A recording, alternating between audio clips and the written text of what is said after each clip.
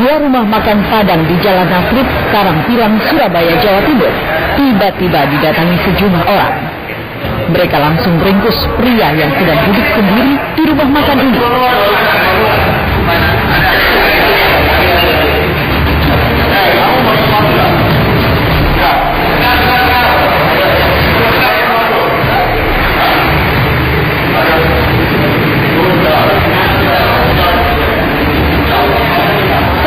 Ternyata Kusmayadi alias Agus, pelaku pembunuhan yang disertai mutilasi.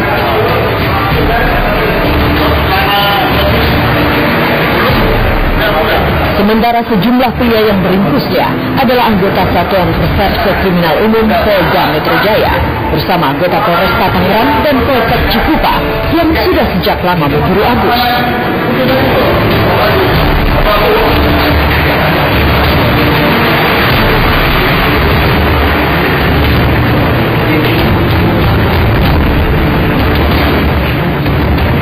Tanpa perlawanan, Agus pun digelandang ke kantor polisi.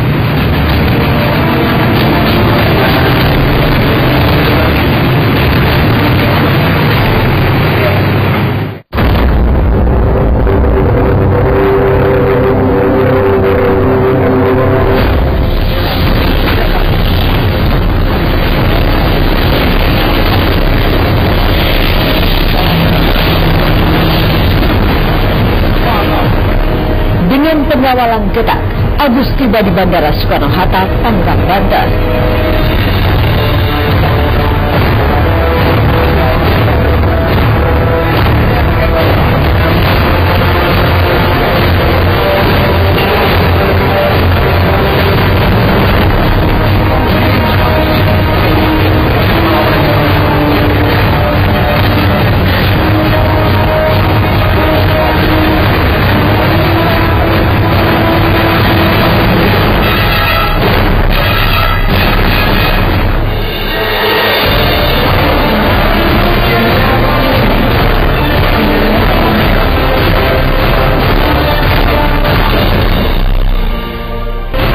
Agus melarikan diri setelah ia membunuh dan memutilasi Nur Atika alias Nuri, kekasih gelapnya di Cikupa, Tangerang, Banten beberapa waktu lalu.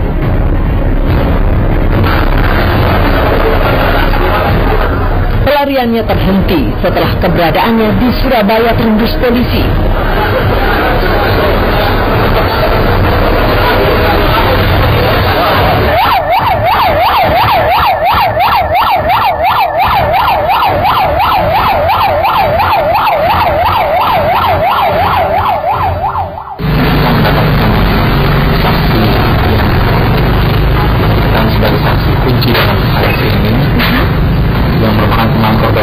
Yang terjadi di rumah makan.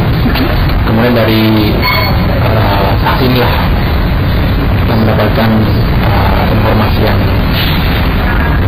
mendekati akurat untuk mengarah ke pelaku, dan saat itu juga pelaku memang sudah bermonitor meninggalkan wilayah Cikupa untuk melarikan diri. Nur Atika ditemukan tewas di salah satu kamar kontrakan.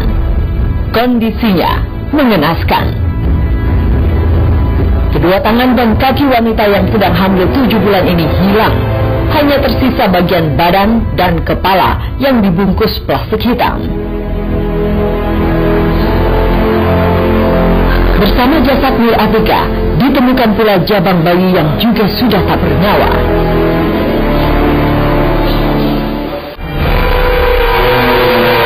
Selanjutnya jasad Nur Atika dibawa ke Rumah Sakit Umum Daerah Kabupaten Tangerang.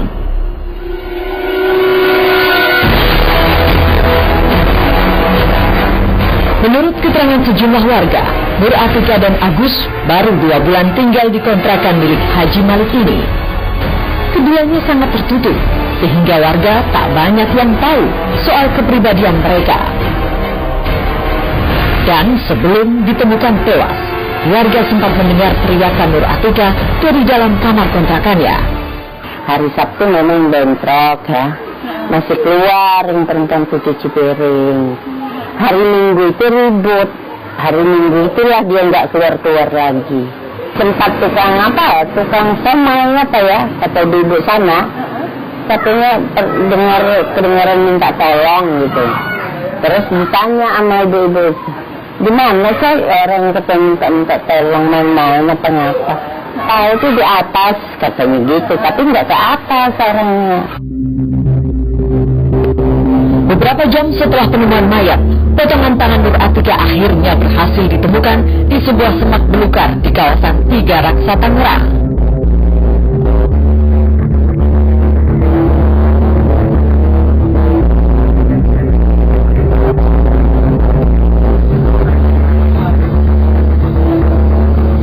Setelah Agus tertangkap, polisi kemudian fokus pada pencarian potongan kaki korban.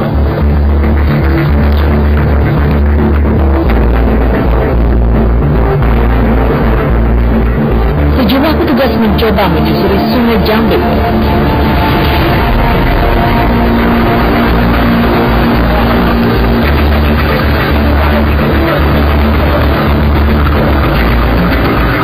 Tim penyelam dari Gegana Polda Metro Jaya ikut diturunkan dalam proses pencarian ini.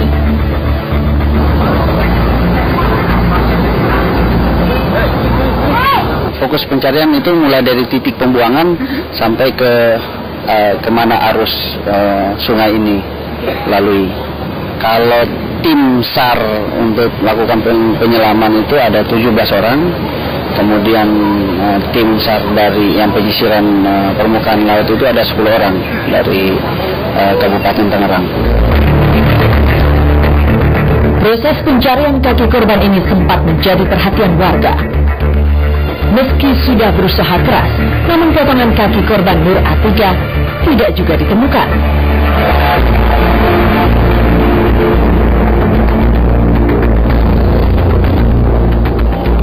Derasnya aliran sungai dan keruhnya air menjadi kendala dalam proses pencarian. Pencarian pun akhirnya dihentikan. Agus sudah tertangkap setelah kabur ke Surabaya. Ia mengakui semua perbuatannya. Kenapa Agus bisa berbuat keji? Di segmen selanjutnya, Agus akan buka suara atas perilaku kejinya.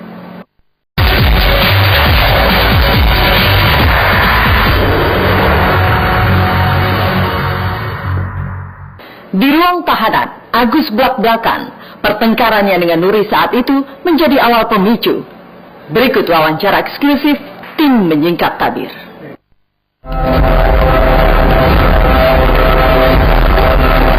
Pencarian kaki korban mutilasi Nur Atika tak membuahkan hasil. Meski demikian, pencarian pun akhirnya dihentikan.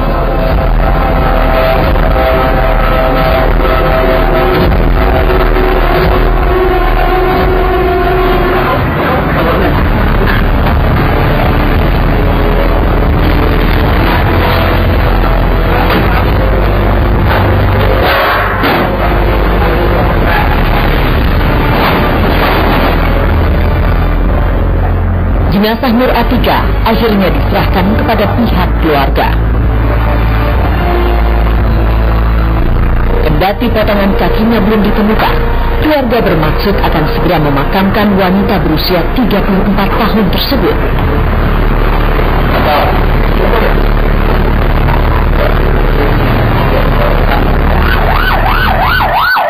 Dengan pengawalan aparat kepolisian, jenazah Nur Atika pun diberangkatkan dari Tangerang ke Malungping, Lebak, Banten.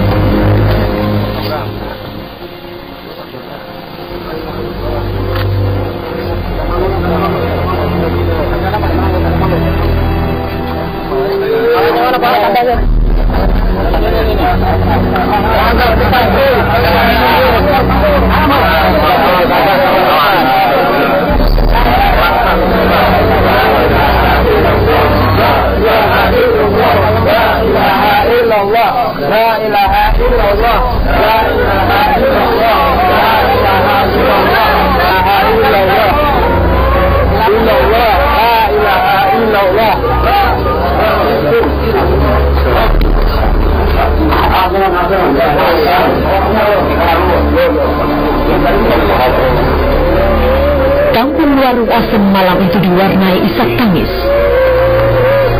Keluarga tak kuasa membendung kesedihan saat jenazah Nur Atika tiba.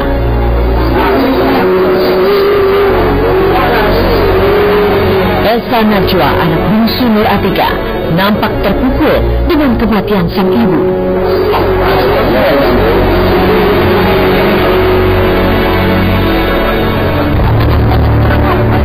Usai disolatkan, jenazah Nur Atika pun langsung dimakamkan di tempat pemakaman umum Kisairah, tak jauh dari tempat tinggalnya.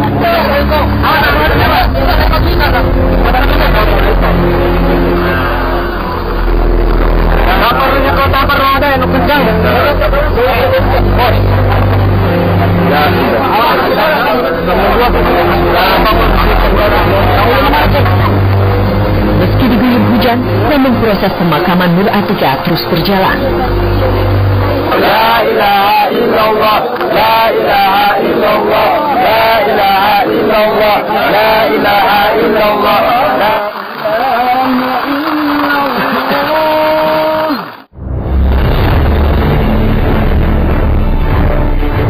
Kusmayadi alias Agus memang kejam.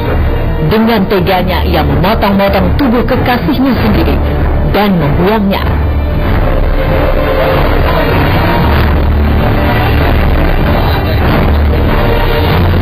Apa sebenarnya alasan Agus hingga ia bisa berbuat begitu keji?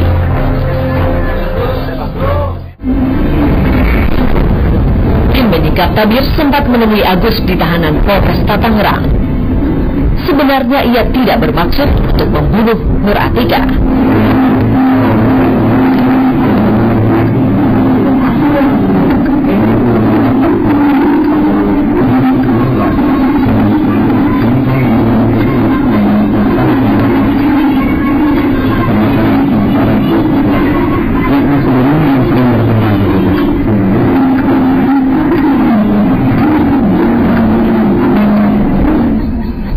Karena terus dituntut untuk segera meresmikan hubungan asmaranya, akhirnya Agus bertindak di luar batas kewajaran.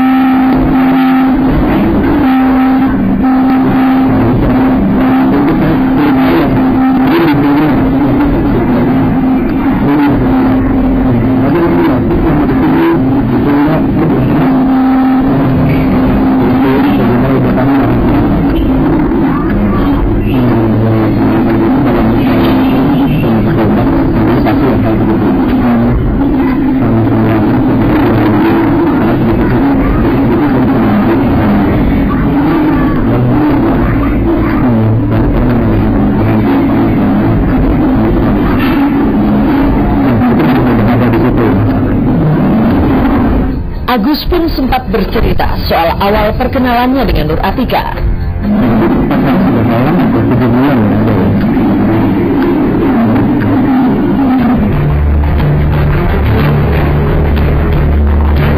Sebelum memutilasi Nur Atika, Agus ternyata lebih dulu mencekik Nur Atika hingga tewas. Sungguh perbuatan biadab yang dilakukan oleh seorang manusia normal.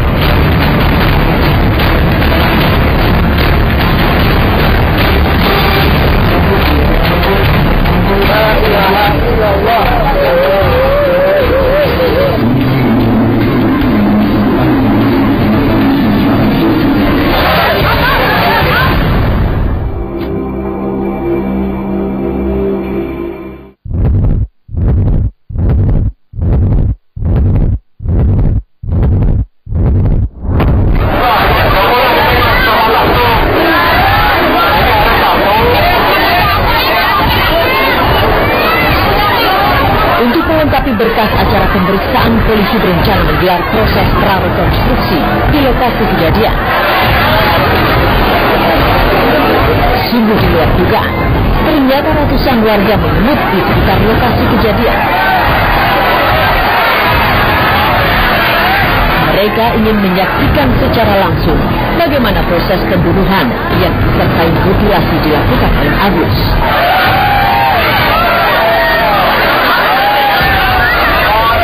Bapak-bapak, boleh nonton, tapi jangan melakukan hal-hal yang tidak diinginkan.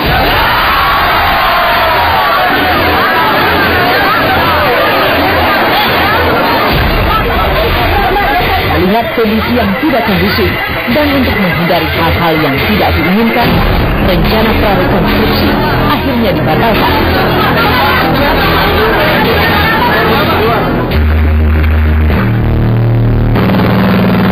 Sebenarnya sebelum peristiwa penemuan jasad Nur Atika di kamar kontrakannya, beberapa rekan kerjanya sempat menaruh curiga kepada Kusmayadi alias Agus. Hal ini diungkapkan Valen, rekan kerja Nur Atika dan Agus. Ada kawan juga kan yang merhatiin dia tuh, yang masuk di belakang. Katanya sebelum ada masalah ini, dia bilang nggak bisa mulu kerjaan katanya kan, nunduk aja katanya kerjanya. Terus nggak semangat, tidur pun suruh bangun lagi, tidur lagi bangun lagi kayak gitu.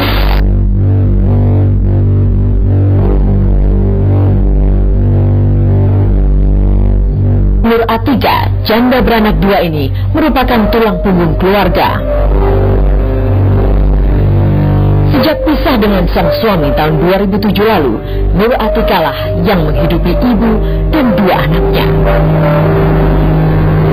Ia sempat menjadi tenaga kerja wanita di Arab Saudi selama 4 tahun, sampai akhirnya bekerja di rumah makan Padang Kumarang pada tahun 2012.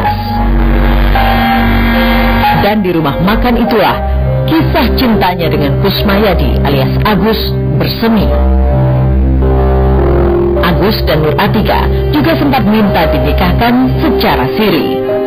Teman kesini itu pengen dinikahin aja katanya gitu, gitu sama saudaranya. Tapi saya nggak tahu gitu gimana hubungannya gitu ya. Soalnya saya pernah cerita. Tapi benar sudah menikah? Iya, benar udah menikah. Pernah 2 kali, terus kedua kalinya itu udah menikah. Bulan apa ya? Kira-kira Oktoberan. Maknya ibu kan di sana nggak setuju ya. Kalau yang apa? Nggak setuju ya gitu. Takutnya punya istri gitu kan, ada kabar-kabar katanya dia punya istri gitu. Kabar-kabar dari temennya.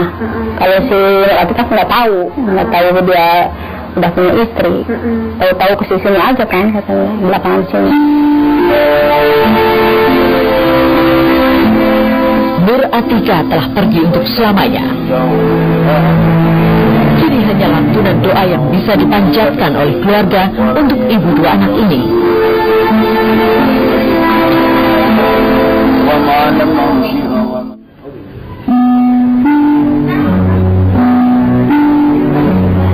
Sementara itu kami sempat menemui Tuti Agustina, wanita yang telah dinikahi Agus sejak 9 tahun lalu. Dari perkawinannya dengan Tuti, Agus dikaruniai seorang anak laki-laki. Tuti sama sekali tak menyangka kalau suaminya itu bisa berbuat keji. Pulang 11 kali. 11 kali pulang juga, di rumah nggak lama, berangkat pagi siangnya. Waktu itu pernah disunatin anaknya pas bulan Desember 2015 kemarin, tanggal 20, anaknya disunatin nggak lama juga dia datang lihat anaknya disunatin, sorenya berangkat lagi, paginya disunatin, sorenya berangkat lagi. Tuti juga mengaku tidak kenal dengan Nur Atika alias Nuri. Itu pernah sekali saya telepon, saya kan sering ya telepon ke restorannya. Waktu itu pas kebetulan yang si korban itu ngangkat, dia bilang, dari siapa ini? Ini dari istrinya Pak Agus. Ini dari siapa? Ini kasir Bu, kata. Siapa namanya? Nuri. Iya, kalian bilang aja sama bapak istrinya nelfon. Iya Bu. Lama-lama dia baik telepon ke saya. Ya setiap datang juga nanyain kabar tentang anaknya. Menyikapi kasus ini, Kriminal Universitas Indonesia Yogo Trihendiarto mengungkapkan pembunuhan yang dilakukan oleh Agus tidak direncanakan dengan matang. Kasus yang terakhir ini saya anggap sebagai pembunuhan yang disorganisasi, karena pertama ada proses yang janggal, mayat ditemukan di dalam lokasi rumah, senjatanya ada gitu ya.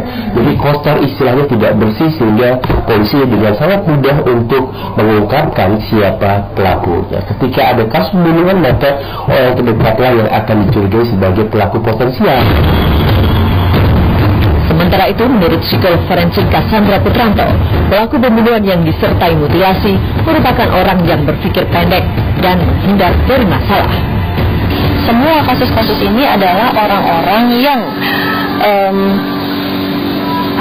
tidak atau kurang memiliki kemampuan menyelesaikan persoalannya dengan cara yang tepat. Mereka cenderung atau terdesak mencari solusi permasalahan. Ya, dia punya masalah nih, dia tidak bisa mencari solusi yang tepat. Nah, cara yang paling pendek, mudah, dan yang terpikir olehnya adalah melenyapkan si orang yang menimbulkan permasalahan tersebut. Nah, menurut dia paling gampang, udah lenyapin aja nyawanya. Dia pikir permasalahan selesai. Kusmayadi alias Agus kini harus menebus apa yang telah ia lakukan terhadap Nur Atiqa. Kurungan badan yang cukup lama akan dijalaninya. Tubuhnya terkurung di balik jeruji besi penjara karena hubungan gelapnya. Keluarganya hancur akibat ulahnya. Selain cerita dari Tangerang, Banten, kami juga memiliki cerita soal percobaan perampokan mobil rental yang didalangi oleh pasangan suami istri. Tetaplah di Menyikapi Tabir.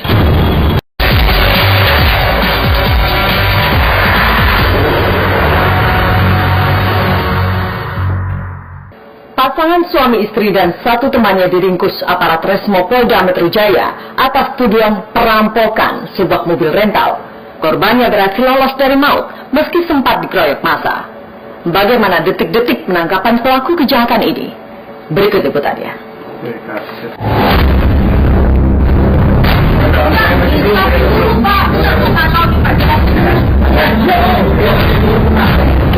Pada saat menjerat, ternyata supir melawan, memberontak, supir melarikan diri, saya kejar. Saya pukul kali, terus saya teriak.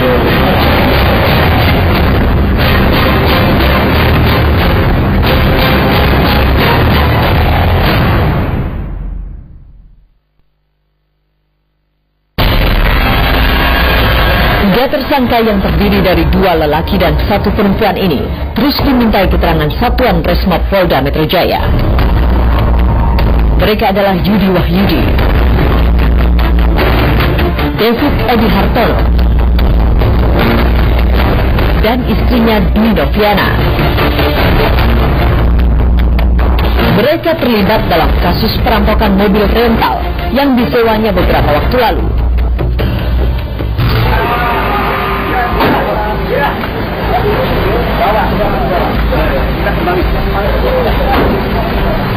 David Edi Hartono yang merupakan kepala sindikat pencuri mobil rental ditangkap di sebuah rumah di Jalan Kemang Sari Raya, Jatimakmur, Bekasi.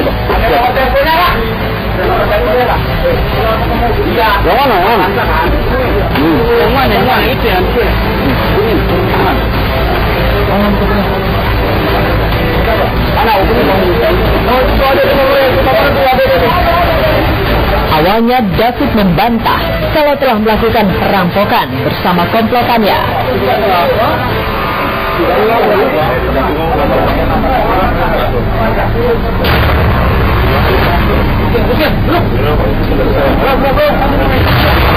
Namun polisi tak percaya begitu saja.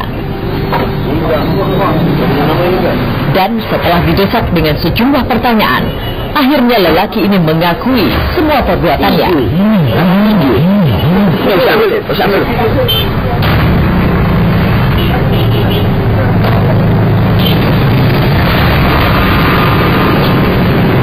Usai membekuk David, polisi pun menuju rumah susun Pinus, Cakung, Jakarta Timur.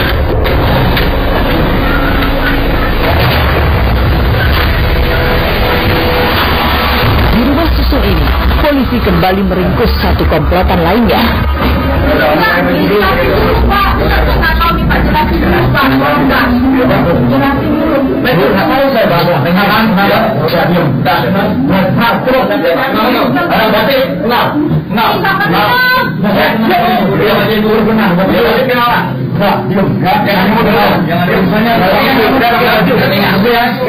Dia adalah Yudi Wahyudi.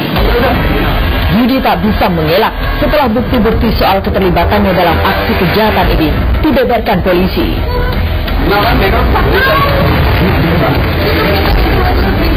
Para pelaku kejahatan ini pun akhirnya dibawa ke Polda Metro Jaya untuk proses penyidikan.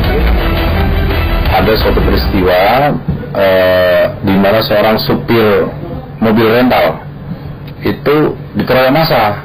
Kita telusuri, kita wawancara kepada supir rental tersebut, dia menjelaskan bahwa benar sebenarnya dia itu korban percobaan perampokan dan percobaan pembunuhan. Dalam mobil Innova itu tertinggal sejumlah dokumen. Dia mengatakan bahwa dia direktur PT ini, padahal ini palsu aja. Kemudian kami melanjutkan penelusuran dari mulai sejak kejadian itu pertengahan Desember sampai dengan tanggal 21 Maret itu kami baru bisa menangkap pelaku karena dia tinggalnya berpindah-pindah. Selain David dan Yudi, dalam kasus ini polisi juga meringkus Dwi Noviana yang tak lain adalah istri muda David. Ia disangka ikut membantu aksi kejahatan yang dilakukan oleh suaminya itu. Suami istri sepakat melakukan perencanaan untuk perbuatan jahat dan logical thinking dia berusaha mengalihkan beberapa TKP. Contohnya perencanaan dilakukan di Jakarta, kemudian dia berusaha jauh sampai ke Jogja melakukan rental mobil di Jogja. Setelah sampai Jogja balik lagi ke Jakarta. Ya. Di situ baru tindakan perbuatan jahatnya dilakukan, berusaha menjawab korban, sehingga memerlukan upaya yang panjang dari pihak suami istri untuk membuat suatu rencana.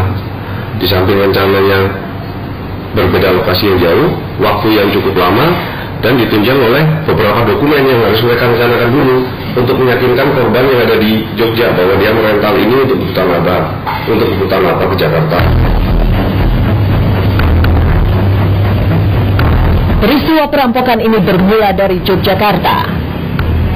Saat itu David dan istrinya Dwi Noviana berpura-pura menyewa satu unit mobil di CV Riva Transport, Jalan Prambanan, Piungan, Madurejo, Sleman, Yogyakarta.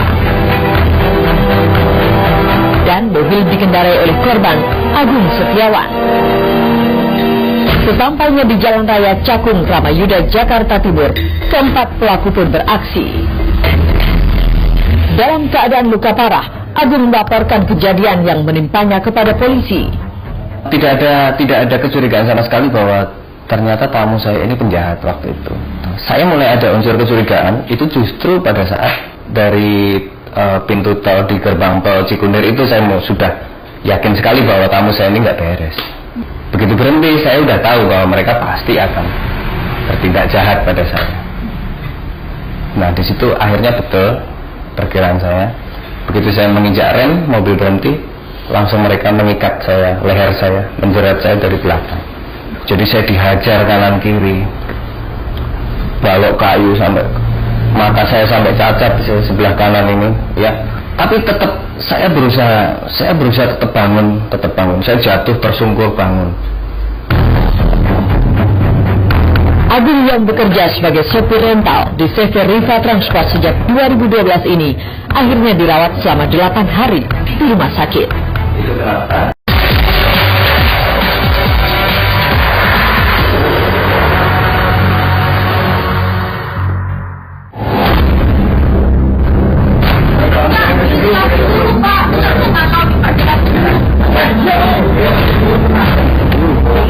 Menjerat, ternyata supir melawan, memberontak, supir melarikan diri, saya kejar.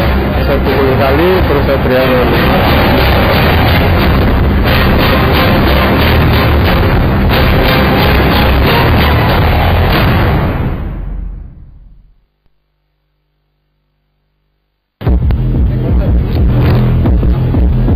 Untuk melengkapi berkas pemeriksaan, polisi kemudian menggelar proses rekonstruksi.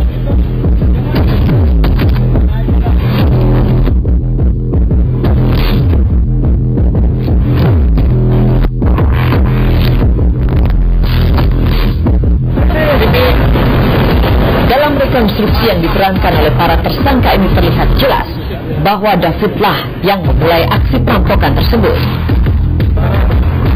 Dengan menggunakan ikat pinggang, David menjerat leher Agung Setiawan yang sedang mengemudi.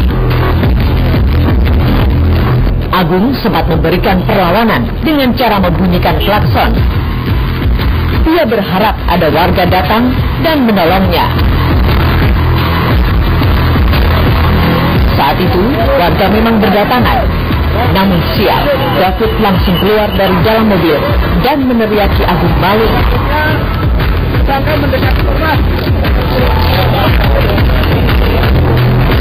Warga pun akhirnya mengeroyok Agung hingga babak belur.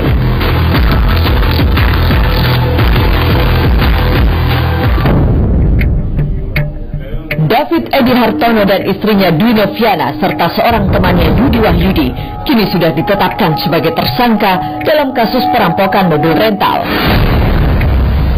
Dalam menjalankan aksinya, David yang ditemani istrinya bertugas sebagai orang yang hendak menyewa mobil. Sementara polisi masih terus mengejar Michael, satu tersangka lainnya. Kami sempat menemui pasangan suami istri David Hartono dan Dwi Noviana di Polda Metro Jaya. Dan inilah pengakuan David Hartono kepada kami. Awalnya timbulnya itu karena kita memang butuh modal untuk pekerjaan. Lantas Michael menyarankan jangan mengambil kendaraan di Jakarta, kita ke daerah aja. Karena Jakarta ini kan tempat kita berduduk diam. Lantas saya punya ide untuk ke Jogja. Nah, sampai di Jogja tanpa sepengetahuan saya mengajak teman saya, rekan saya yaitu Yudi, untuk bersama-sama pergi ke Jogja. Berangkat kami berempat, saya, Yudi, Michael, dengan istri saya sendiri ke Jogja menggunakan bus. Saya menyuruh istri saya untuk memesan mobil. Ya udah kita rental mobil, ditelepon rental mobil untuk menjemputnya pertama kali istri saya di rumah sakit Jogja. Sedangkan kami bertiga itu menunggu di pom bensin, tidak jauh dari rumah sakit. Menurut David, sebenarnya mereka akan beraksi di sebelah rest area Jalan Tol Cipali. Namun, urung dilakukan. Keluar tol Cakung, saya mengarahkan ke Kramayuda. Saya mengarahkan sampai daerah sepi, saya suruh muter balik. Begitu berhenti, disitulah awal kejadiannya. Pada saat saya menjerat supir, pada saat saya menjerat, si Kel posisi kanan segera turun untuk menahan pintu supir. Ternyata supir melawan, memberontak. Sementara teman saya memegang agar jangan bunyi klakson. Namun nggak bisa, keburu masa keluar. Masa datang.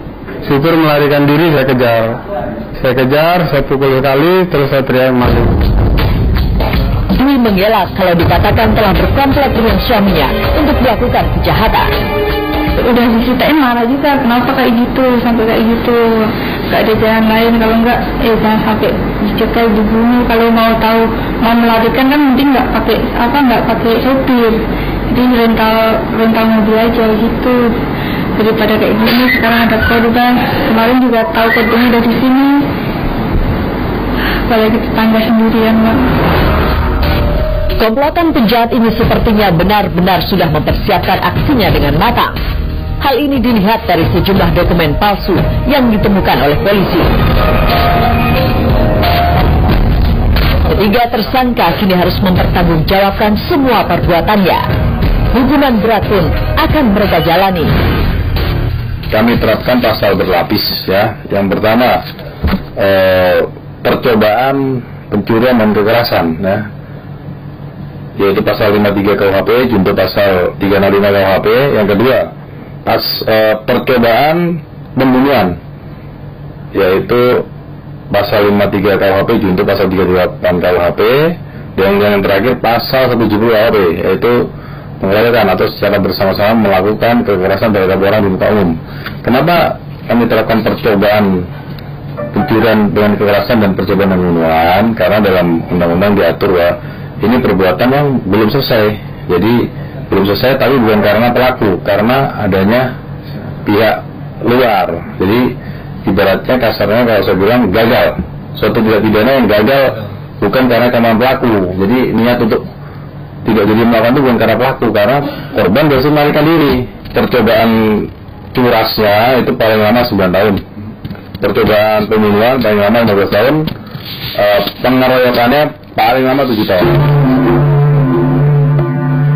Sebenarnya seperti apa prosedur sewa menyewa mobil yang benar? Kami mencoba menanyakannya kepada salah satu pengelola rental mobil yang ada di wilayah Jakarta Timur.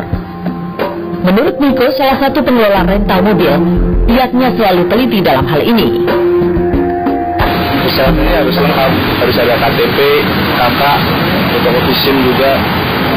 Dan kita juga harus survei ke rumahnya, harus tahu pasti kerjaannya apa. Kalau misalnya nggak lengkap ya nggak bisa. Ya masih harus lengkap gitu. Iya, masalahnya resiko sih Pak. Karenanya Miko belum pernah mengalami hal-hal yang tidak diinginkan. Sebuah gambaran hidup yang cukup miris, di mana akal sehat manusia tak lagi berfungsi ketika dihadapkan dengan persoalan hidup yang kian pelik. Demikian menyingkap tabir pekan ini. Sampai jumpa minggu depan dengan berbagai liputan menarik lainnya. Selamat malam.